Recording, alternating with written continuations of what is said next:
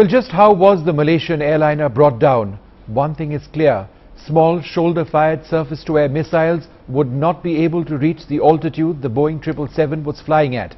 The missile system which was used is called Buk. It's a sophisticated system in use with both Russia, the rebels, and Ukraine.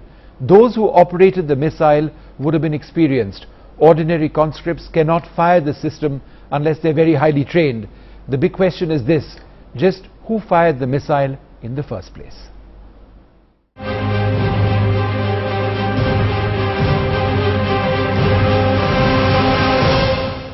MH17, a Malaysia Airlines Boeing 777 with 298 on board, took off from Amsterdam at 11:14 on a flight to Kuala Lumpur, where it was scheduled to land after 6:10 a.m. this morning local time.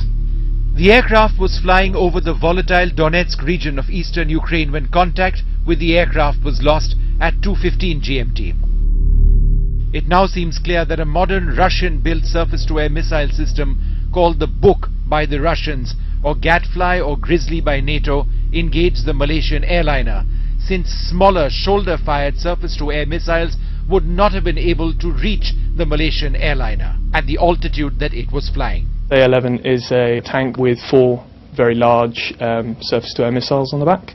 It's also got an integrated and quite powerful phased array radar as a part of the sort of whole setup.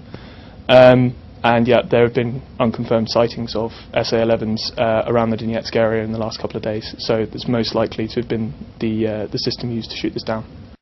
The Buk SA-11 has a powerful radar which would have been scanning 360 degrees for targets. Once they've decided on tracking and engaging a target, the pressure is then on to engage that target as fast as possible and then relocate.